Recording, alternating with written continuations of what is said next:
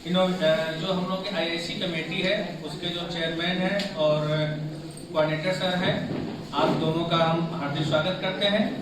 महाविद्यालय के प्राध्यापकगण, सभी कर्मचारीगण और छात्र छात्राओं, आप सभी का हम हार्दिक स्वागत और अभिनंदन करते हैं।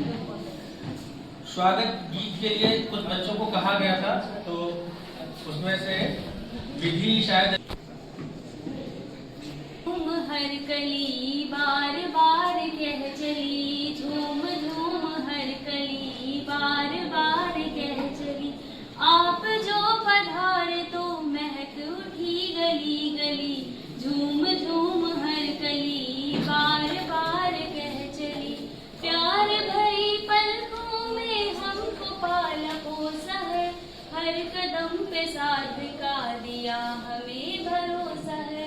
प्यार भरी पलकों में हमको पाला पोसा है, हर कदम पे साथ का दिया हमें भरोसा है।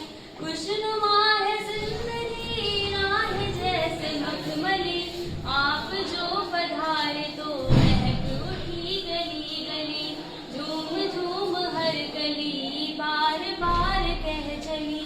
कह रही हवाएं भी आपकी कहानियाँ, कह रही हवाएं भी आपकी कहानियाँ, आपसे बरस रही है सब पे मेहरबानियाँ। मीठे बोल बोलते हैं जैसे मिश्र की डली, आप जो पधारे तो महक उठी गली गली, झूम झूम हर गली बार बार कह चली। जी फोटो ले रहा हूँ, मैं वीडियो बना रहा हूँ।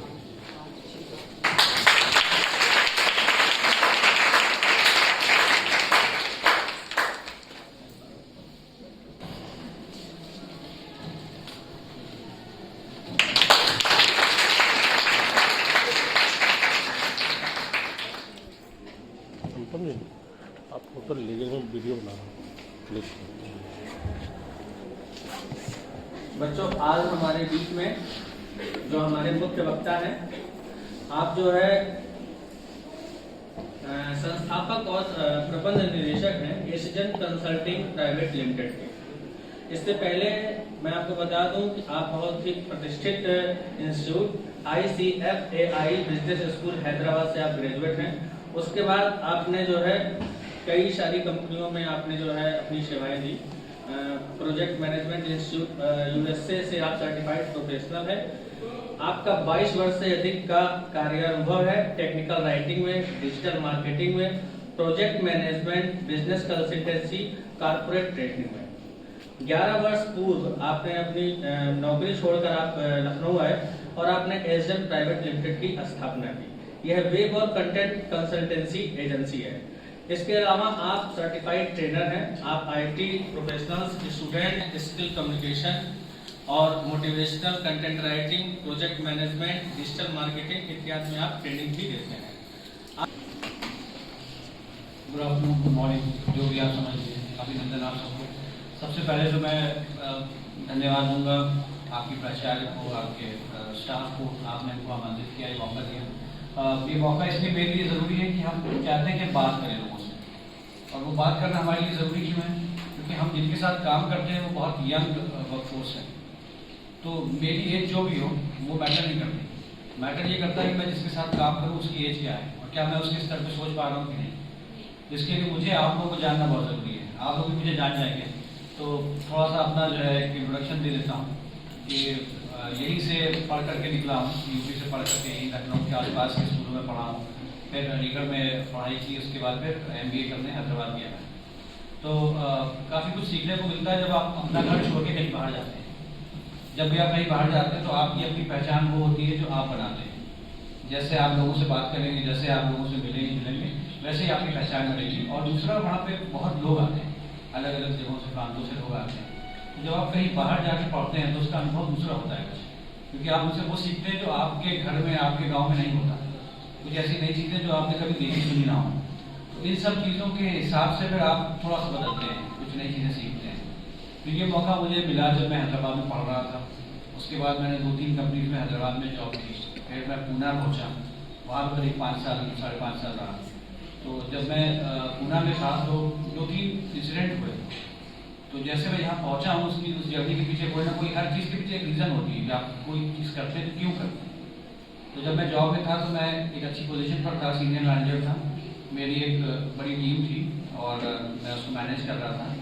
तो आप लोगों ने शायद कभी खबरों में पढ़ा होगा, सुना होगा कि एक टाइम पे वहाँ पे एक आंदोलन चल रहा था कि वो यूपी बिहार के जो वर्कर्स थे उनको काफ़ी भगा रहे थे, परेशान कर रहे थे, कहते ये बाहर के लोग हैं और ये आते हैं, इनको यहाँ नौकरी मिल जाती है तो ये हमारा हाथ मार देते हैं।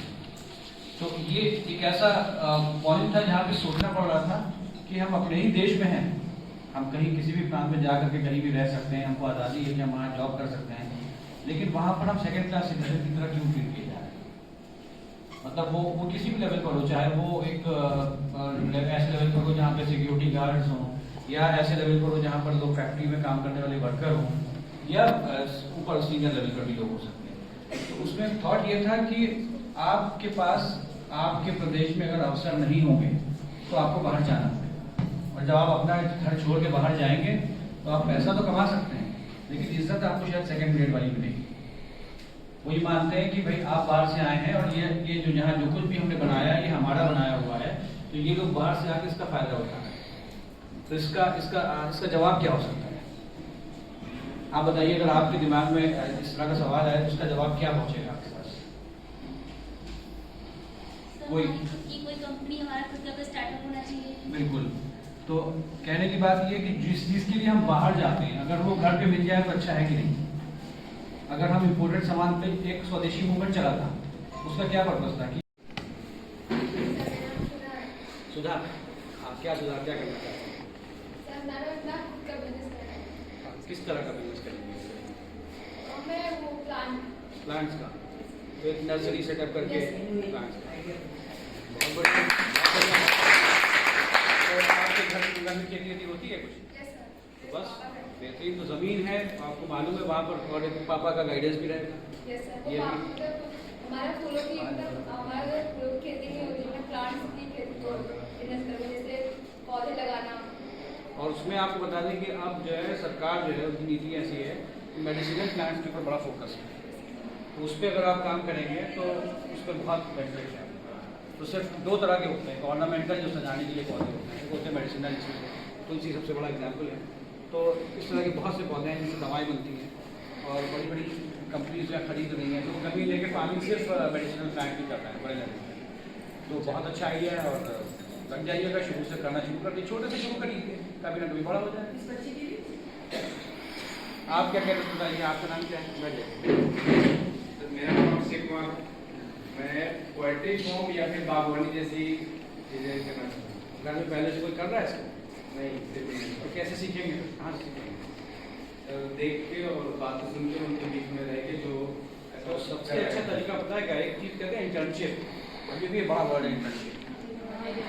आसान चीज़ ये है कि कहीं नौकरी कर सकें, कहीं पे जाके काम करना। अब मान लीजिए कोई आपसे कहता है कि हम नौकरी नहीं दे सकते, तो क्योंकि हम सैलरी नहीं दे सकते, हमारे पास पैसा नहीं, तब क्या करेंगे? आप कह देंगे हम फ्री में मदद करेंगे 3 महीने। अगर 3 महीने में तुम जितना कमाते हो उससे ज़्यादा कमाने लग गए तो तुम हमको क्या दोगे? तो आप भी उसके सामने एक ऑफर रखेंगे कि आप कितना कमाते हो महीने में? 10,000 कमाते हो, अगर मैं आपको 15,000 कमा के दूँगा तो आप मुझे 2,000 दोगे। 5,000 एक्स्ट्रा कमा रहा हूँ तो उसका कुछ मिलेगा मुझे, 40% मुझे दोगे। कुछ तय करके कह यार मेरा आने जाने को तो निकाल दो, 3 महीने आपने काम किया, नहीं किया तो फ्री में कर दिया। फ्री में आप नहीं कर रहे हैं, आप वहाँ पे ज्ञान ले रहे हैं। क्या ज्ञान लेने पता है? हमने एक बड़ी गलती की, जब कंपनी स्टार्ट की तो किसी ने कहा कि साहब वो लेटर हेड होना चाहिए कंपनी का, तो लेटर हेड छपवाए जाते थे। तो हमने प्रिंटर के पास गया, मैंने कहा लेटर हेड छाप दो। तो उसने कहा कि सर ये कितने छपाने हैं? तो मैंने कहा 100 चाहिए होंगे, तो कंपनी स्टार्ट कर रहे हैं। तो कहने लगा 500 से कम तो हो नहीं पाएंगे। तो मैंने कहा ठीक है 500 कर दो। तो कहने लगा 500 और 1000 की प्राइस में ज़्यादा फर्क नहीं है, ठीक है भैया 1000 कर दो। मैंने 11 साल पहले 1000 लेटर हेड छपवा लिया, आज तक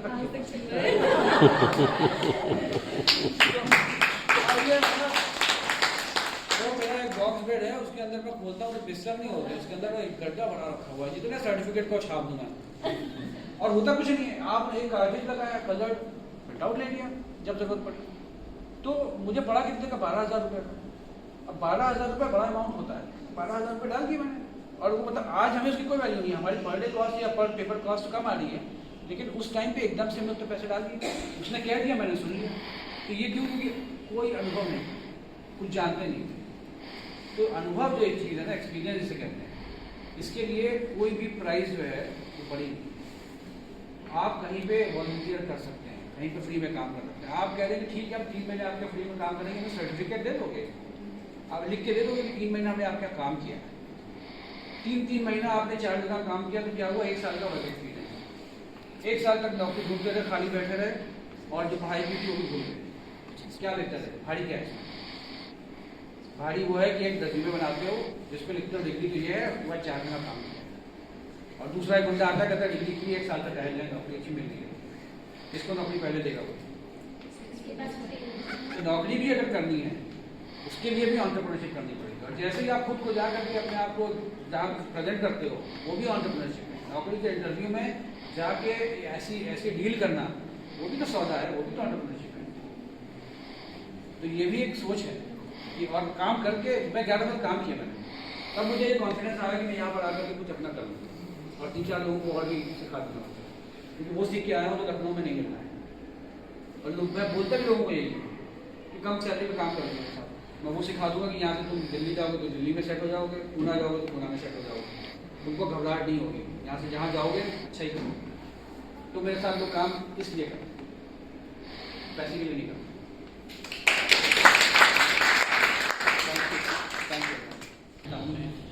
गिफ्ट शॉप होती है, हम गिफ्ट शॉप में जाके पाते हैं कि अगर ये प्रोडक्ट मैं आपके पास करती हूँ तो आज लोग हैंडमेड ज़्यादा यूज़ करते हैं। तो आप जाकर के इससे पूछ जाए कि आपने कहा कि मैं 1 हफ्ते में 5 लीटर बना दूँगी और मैं एक बार 10 आपको आप देखो ये बिक रहा है कि नहीं।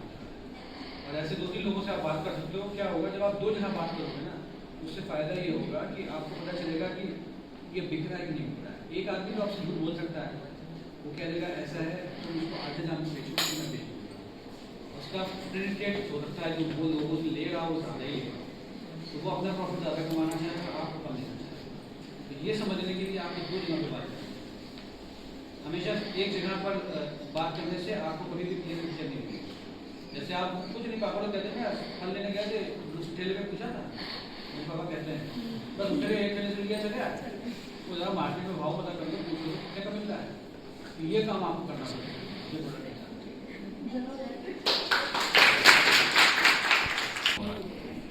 और यहाँ जो बच्चे हैं, ज़्यादातर बच्चे ऐसे हैं जिनकी आर्थिक पृष्ठभूमि बहुत अच्छी नहीं है, तो ये आइडिया तो बहुत ही अच्छा है कि वो कहीं पे जाके नौकरी करें। और अगर आप नौकरी कर रहे हैं, भले ही आपने उनसे शुरुआती में कहा है कि हम कुछ भी पैसा नहीं लेंगे, लेकिन अगर आप अच्छे से करेंगे तो कम से कम वो आने जाने का किराया और एक टाइम खाने का तो आपको देगा ही। क्योंकि बिजनेसमैन भी जानता है कि अगर ये अच्छा कर रहा है तो ये आगे भी अच्छा करता रहे और हमारे पास रहे, तो वो आपको कुछ न कुछ ऑफर 2-4 दिन बाद ही करेगा। तो लेकिन ये सबसे बड़ी बात है कि आपको वहाँ से अनुभव मिलता है और वो अनुभव आगे जो है आपके लिए काम आता है। तो सर ने इतनी सारी बातें आप लोगों को बतलाई। और मौजूद आज के स्पीकर मेहमानों खुसूसी मिस्टर मोहम्मद कैस मुजीब साहब, general manager Ehsan company Lucknow, हमारे IIC के प्रेसिडेंट, उनके साथ बैठे हुए हमारे IIC के प्रेसिडेंट डॉक्टर AP सिंह साहब, मौजूद सभी टीचर्स, IIC के convener doctor Surendra Kumar ji, programme को ऑर्गेनाइज करते हुए डॉक्टर जितेंद्र कुमार, फोटोग्राफी करते हुए डॉक्टर अनुपम जी, मेरे सामने बैठी हुई डॉक्टर ममता मथुर, डॉक्टर शोभना दीक्षित, डॉक्टर शालिनी राय, और इस कॉलेज के बहुत प्यारे बच्चों। हम लोग यकीनन खुशनसीब हैं कि गवर्नमेंट की एक ऐसी स्कीम आई, हमारे ऊपर एक ऐसा ऑर्डर आया, एक ऐसा आदेश आया कि हम लोगों ने अपने कॉलेज में IIC का गठन किया। और उस IIC के जो सीरीज ऑफ प्रोग्राम्स हैं, उनके जो गाइडलाइंस हैं, उन गाइडलाइंस को फॉलो करते हुए हम लोगों ने बहुत सारे प्रोग्राम्स इस सेशन में तकरीबन हर महीने हम लोगों ने ऑर्गेनाइज किए हैं, क्योंकि हमारा कॉलेज ऐसे एरिया में है कि जहाँ पे अपने बच्चों से रूबरू कराने के लिए हमें स्पीकर्स या कहना चाहिए ऑडिटर्स जो है वो ज़्यादा नहीं मिल पाते हैं। अब हमारी अपनी कुछ मजबूरियां हैं, लेकिन फिर भी हम कोशिश करते हैं कि आप लोगों को बेस्टेस्ट पॉसिबल प्रोवाइड करें। उसी कड़ी में आज आपने जो ये सक्सेस स्टोरी सुनी है, ये मुझे ऐसा लगता है कि बहुत मोटिवेशनल है और आप लोगों को एक रास्ता दिखाएगी।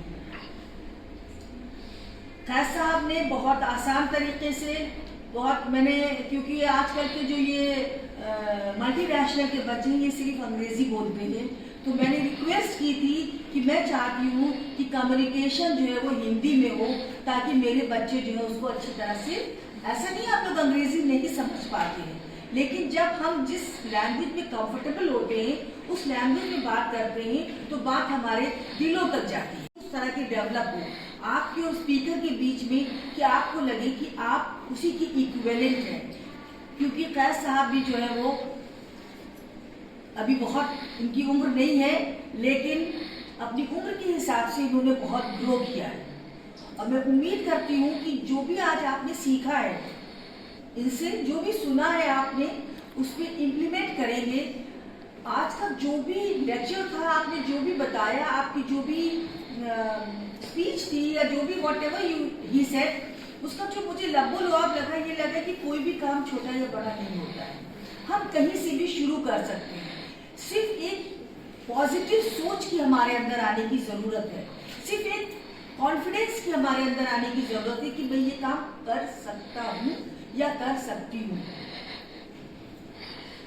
कोई भी काम छोटा या बड़ा नहीं होता है। हर बार मैं ये कहती हूँ कि हर काम जो है, हर काम की अपनी एक वैल्यू है, और छोटे से ही हमेशा कहती हूँ कि सक्सेस जो है कंटिन्यूअस प्रोसेस है। कोई रातों रात, धीरू भाई अंबानी रातों रात जो है उन्होंने रिलायंस को नहीं फाउंड कर दिया था, एक पूरा सिलसिला था, मुसलसल उन्होंने लगातार उन्होंने काम किया, लगातार उन्होंने मेहनत की, लगातार उनका जो है विजन जो है वो काम कर रहा था। छोटी से छोटी पूंजी से शुरू किया और कहाँ पहुंच गए। तो कभी भी ये नहीं, क्योंकि जब भी हम कोई भी काम करने बैठते हैं, सोचते हैं, तो हर्डल्स तो हमारे रास्ते में आते हैं, रुकावटें, बाधाएं हमारे रास्ते में आती हैं, और उन रुकावटों और बाधाओं को ओवरकम हम सिर्फ अपनी कॉन्फिडेंस से ही कर सकते हैं। अगर हम डिसहार्टेंड होकर बैठ जाएंगे, थक जाएंगे बहुत जल्दी, तो शायद हम मंजिल तक नहीं पहुंच पाएंगे। एक शायर ने एक शेर क्या खूब कहा है कि जब से चला हूं मंजिल पे नजर है, जब मील का पत्थर नहीं देखा। करनी पड़ेगी।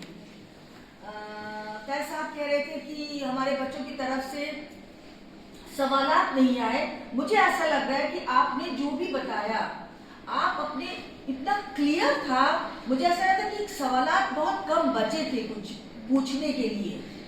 Your thought, your vision was so perfect कि वो सब हम लोगों तक पहुंचा और हम सब ने उससे बहुत कुछ सीखा है। अभी ये बच्चे छोटे हैं, अभी ग्रेजुएशन जब ये कर लेंगे, जब ये प्रैक्टिकल लाइफ में आएंगे, तो ये आज के जो 45 मिनट 10 मिनट आधा घंटा जो भी है, ये वक्त इनको जरूर याद आएगा, और जब ये प्रैक्टिकल लाइफ में जाएंगे तो मुझे लगता है कि इससे ये जरूर सीख लेंगे। अगर कुछ उसमें अखिल भारतीय अधिकारी बनेंगे, अगर उसमें से कुछ टीचर्स बने, तो कुछ न कुछ तो उद्यमी और व्यवसायी जरूर बनेंगे, और अगर बनेंगे तो यहाँ से कोई ना कोई जो है वो पॉइंट वो जरूर फॉलो करेंगे। और ये पॉइंट तो मुझे बहुत ही अच्छा लगा कि अगर आपको कोई सैलरी नहीं भी दे रहा है, तो सैलरी तो पैसा है, सैलरी इज जस्ट मनी, पैसा है।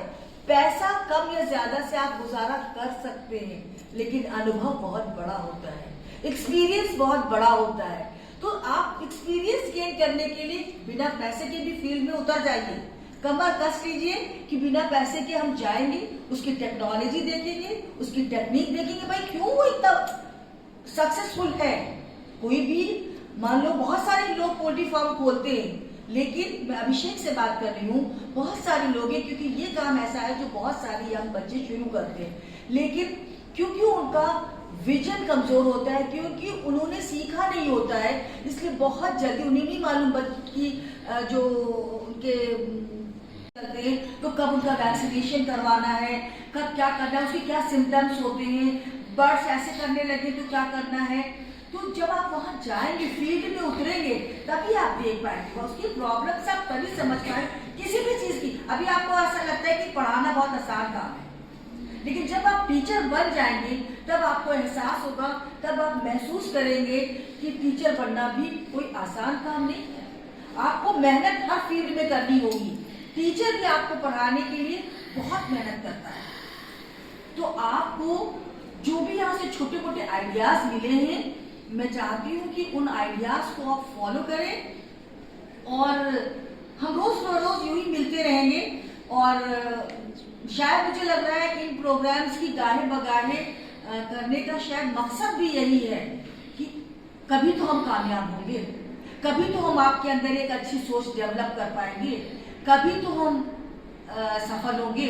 हम आप, क्योंकि सबका, चाहे वो आपके माँ बाप हो, चाहे वो आपके टीचर्स हो, स्पेशली ये दो चीजें होती है जो माँ बाप और टीचर्स, ये अपने बच्चों को भला चाहते हैं। ये कभी आपसे जेलस नहीं फील करते। अगर ऐसा होता है कि अपना भाई बहन जेलस फील करता है, अगर एक भाई का बच्चा जो बहुत अच्छा ऑफिसर है या उसका बिजनेस बहुत अच्छा चल रहा है, तो जिनका नहीं चल रहा है वो उससे थोड़ा सा कुछ जेलस फील करता है। लेकिन टीचर हमेशा बहुत कामयाब होके, बहुत खुश होके बताता है कि मेरा बच्चा जो है वो ये बन गया, चाहे उसका अपना बच्चा ना बन पाया हो, लेकिन अगर उसके स्टूडेंट भी बन जाता है तो उतनी ही शान से अपने कॉलर खड़े करते ये बताता है कि मेरा बच्चा ये है। तो जब मैं ट्रेन में कहीं जाती हूँ या कहीं भी जाती हूँ, मेरे स्टूडेंट्स जब मुझे मिलते हैं और ये शेयर करते हैं कि मैम मैं आज होती रहती हूँ, जो आपको थोड़ी पसंद भी है, थोड़ी नापसंद भी है, उनसे आप जो है वो बहुत कुछ सीखेंगे। और कहते हैं ना, करत करत अभ्यास से जन्मत होत सुजान, रसरी आवत जात रे सिर पर परत निशान। तो हम जो है ये निशान डालते रहेंगे इस उम्मीद के साथ कि आप कामयाब होंगे। Thank you so much. जय हिंद।